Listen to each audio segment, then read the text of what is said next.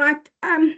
Hi, everyone. Welcome to the Resilience Room Behind the Smile. I'm really glad you're here. We've created the space because we know that behind every smile, there's a story, and not enough people talk about the real journey. So this is a space for honest conversations, no judgment, just a place to listen, learn, and connect. Tonight's session is called Break It, and it's about facing truth, breaking patterns, and finding your way forward. And this is just the beginning. We'll be having more of these sessions with different guest speakers sharing their stories over the next few weeks. I'm really honored to introduce our first guest speaker, John Hamilton Lewis. John shares from real experience, and I know this is going to be a powerful conversation. John, over to you.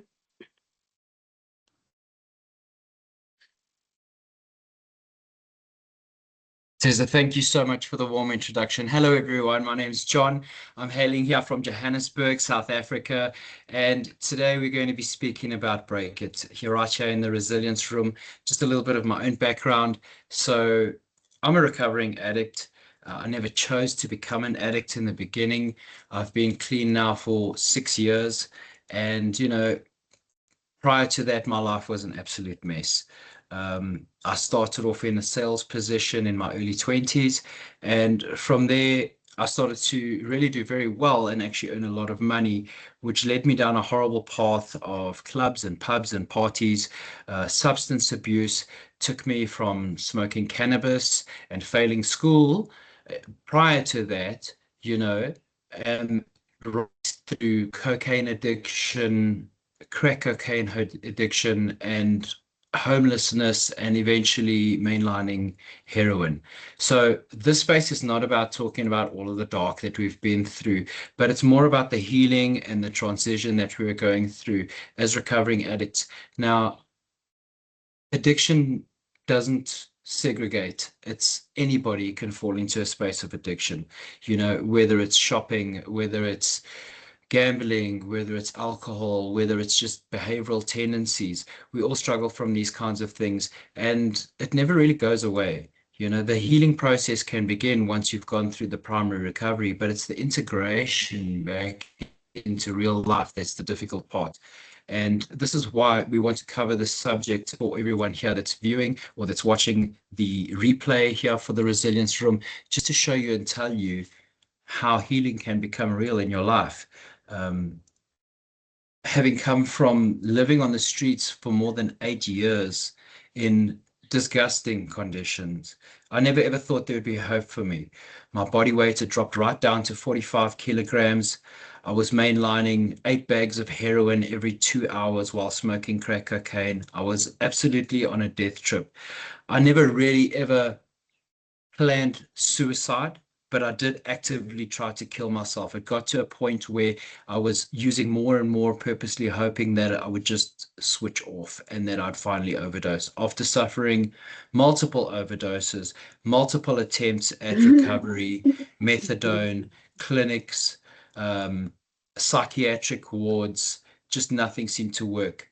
And this is where the story really just hands over to God's hands, because every single morning that I would wake up, I would walk down the streets, and as much as it sounds like me just being a complete hypocrite, I would pray. I would pray for my family. I would pray for healing. I would pray for money to be able to get my substance that day so that I didn't go through withdrawal symptoms. And I would spend the first hour of my day just walking and praying that I would get through the day and for all the people that I love. I still to this day don't know if that was a state of psychosis, but some part of me within me that was genuine. Now, I wasn't a person who was introduced to Christ and then gave my life to Christ and my life turned around miraculously. I was not that person. Let me give you a bit of background. I was raised in a very, very Christian home. My dad was a deacon in the church. My mom was a worship leader in the church. And we were at the front row of the church for most of my childhood, as far back as I can remember. And then later on in the school years, after some things that happened in the church, we chose to leave that particular church, and I started to rebel. It started with cigarettes and then went on to cannabis, and then the rave scene came on. And I started partying, and it was ecstasy and LSD, all these kinds of destructive substances that just get worse and worse and worse. And this thing just grew. And while my peers around me were building careers and families, I had taken a career where I was earning close to 100,000 or more than 100,000 Rand commission a month, and just wasted that all on cocaine and just blasted it all out on parties every single night until it destroyed me and I couldn't pay my rent and I couldn't, my family disowned me, and it just got worse and worse and worse until eventually the substance had taken over my life completely. But today I want to talk about a day that happened in my life. I was in Dainfern and I was walking down the street, and I saw a woman in her car, and I went over to her. And as people that are involved in addiction, we become so adaptive. We find ways and means to stay out of jail, not steal, and still get our hands on this banned substance that we're so addicted to. And so I went up to the woman and I would tell her my script that I normally would about sleeping outside of a homeless shelter with a wife and 2 children, and that I needed blankets. And that I was expecting her to go out and maybe purchase me some blankets at the shopping center next door. Little did I know that this woman's son was actually previously the GM of a very well-known recovery center based in Walkerville. And she said, yes, yes, yes, I'll help you. And she drove away and she said she'd be back in half an hour. And in the meantime, she phoned another friend, a close friend of mine, who's now become my sponsor and my friend.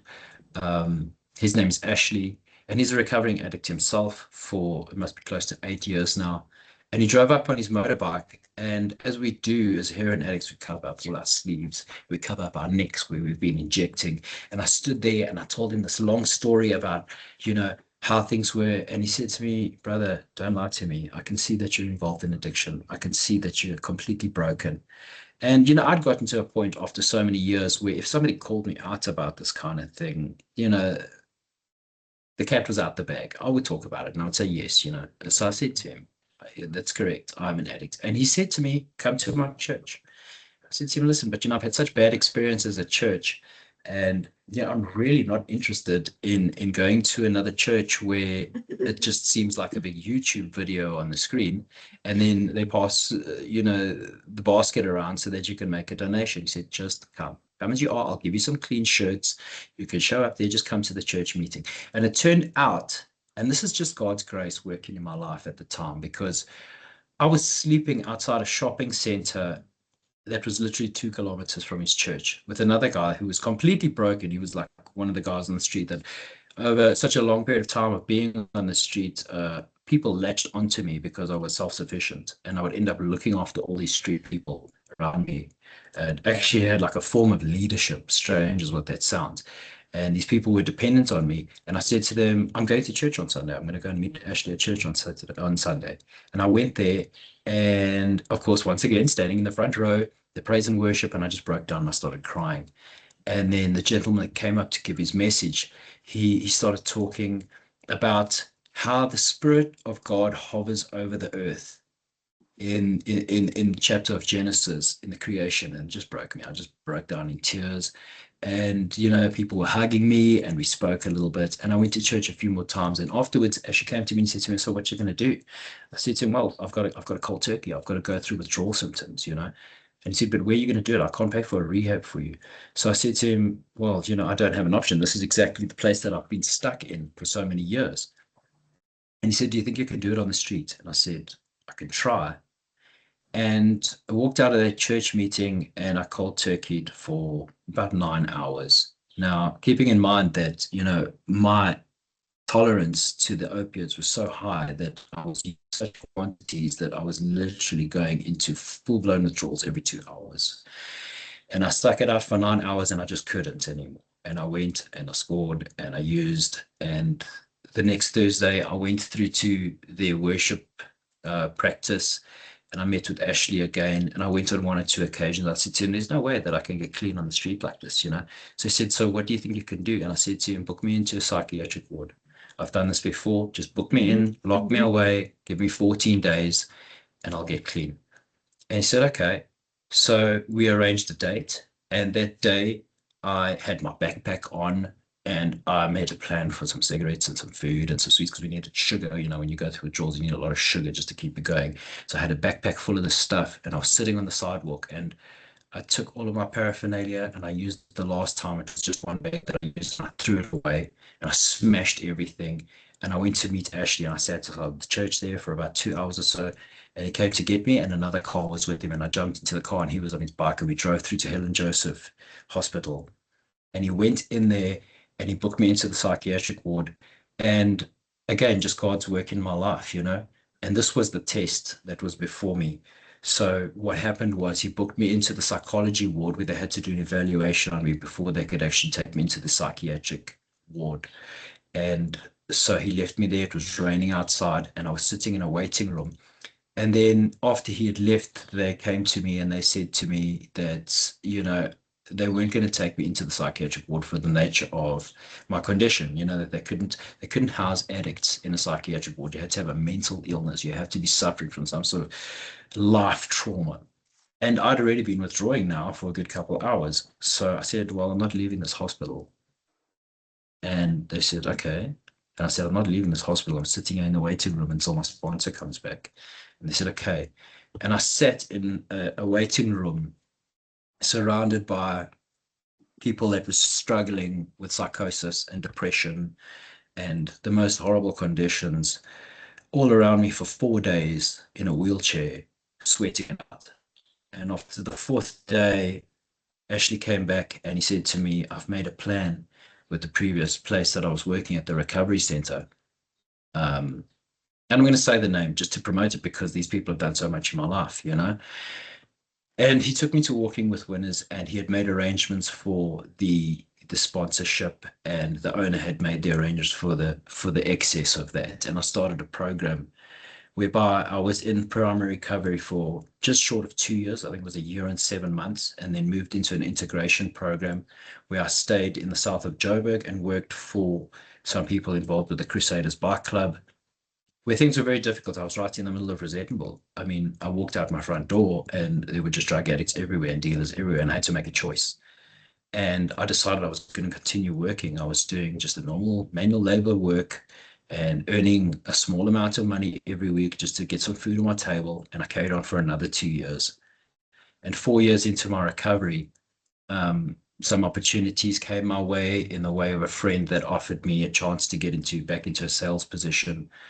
I met a girl, I moved this side, and 24 hours later, I had a job and was working as a sales consultant back in my old industry in health and fitness.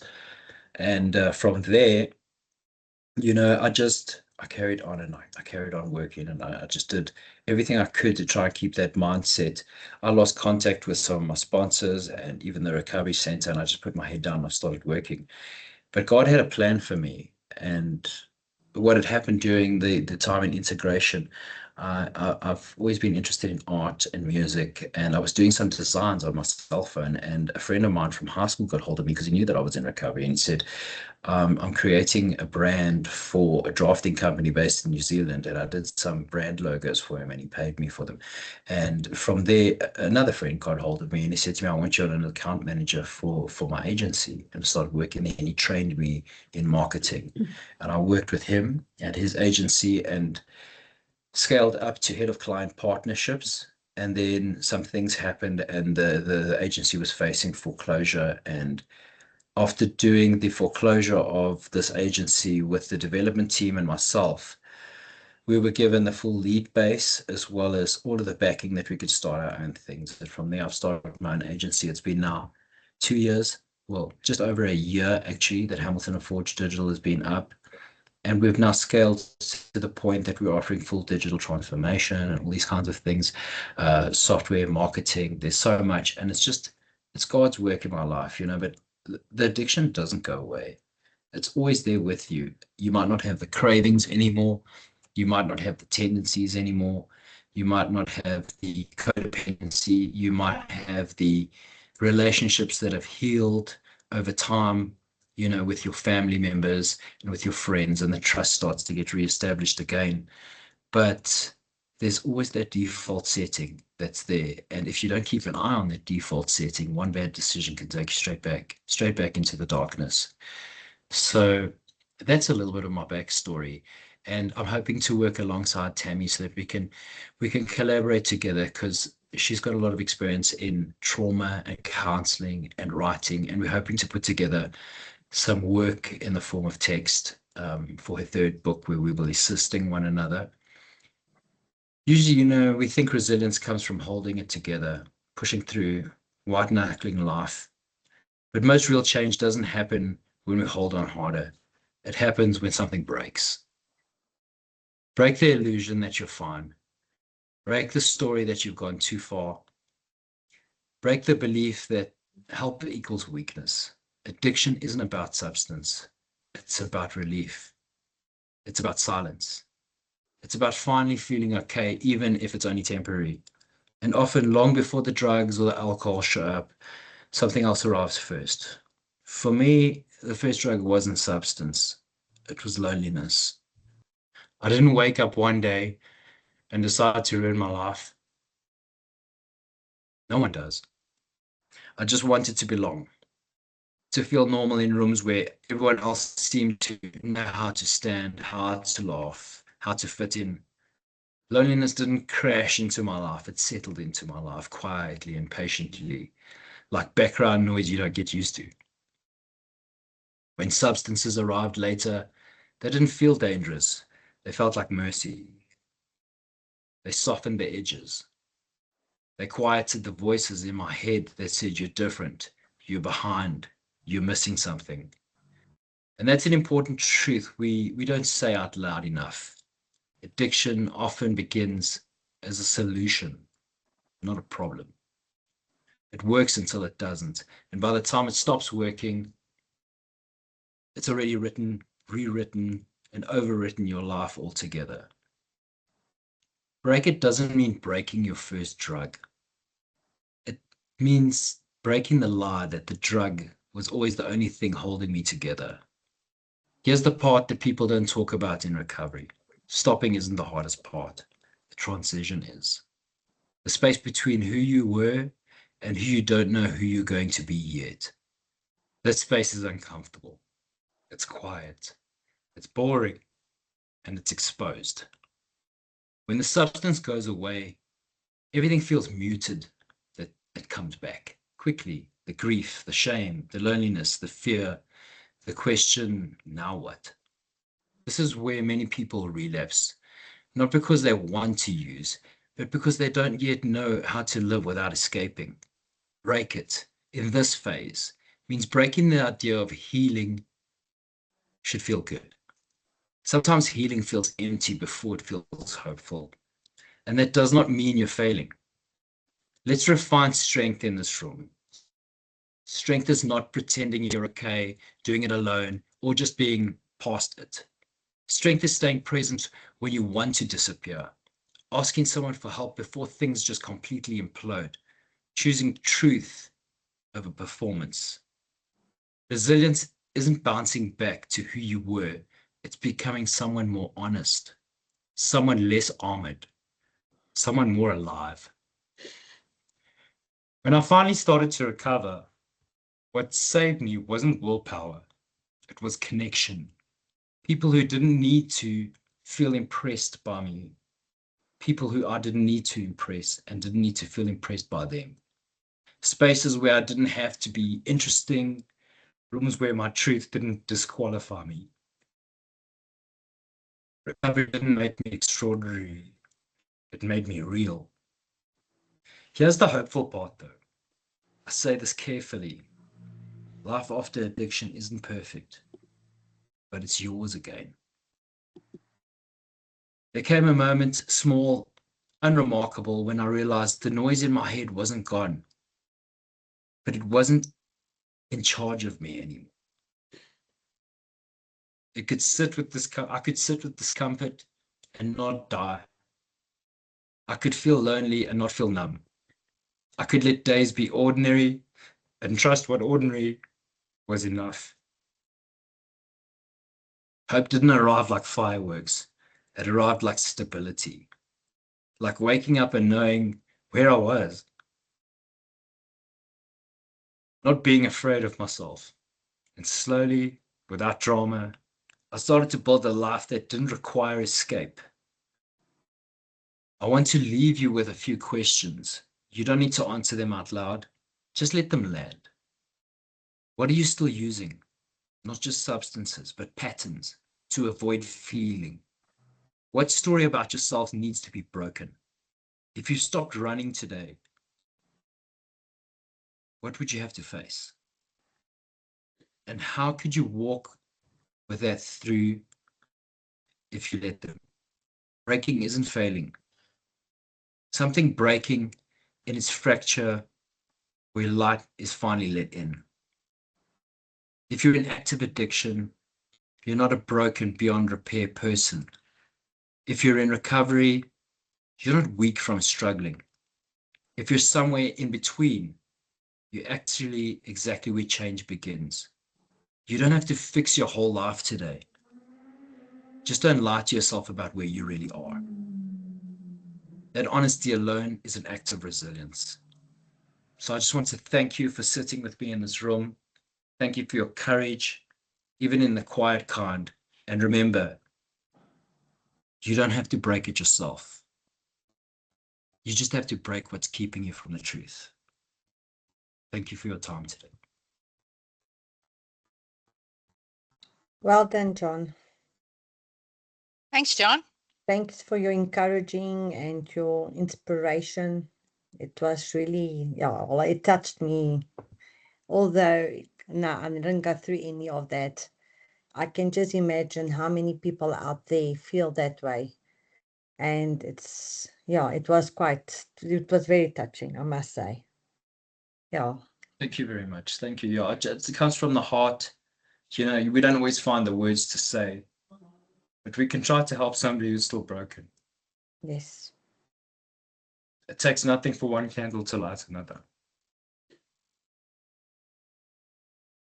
Yeah. Cesar, over to you. Thanks, John. Oh. Thank you so much, John. We really appreciate you sharing so openly with us. And thank you to everyone who joined us today, for being here, for listening, and for being part of this space. This is what the Resilience Room is about: real stories, real connection, and reminding each other that we are not alone. We'll be continuing these sessions over the next few weeks with different guest speakers, so we'd love to see you back in the room. And if you feel called to share your own story in the Resilience Room, please reach out to Annalita or myself. We'd love to hear from you. John will also drop his YouTube link and a link to his school community for anyone who would like to connect further. Thank you again, everyone, and we'll see you in the next session.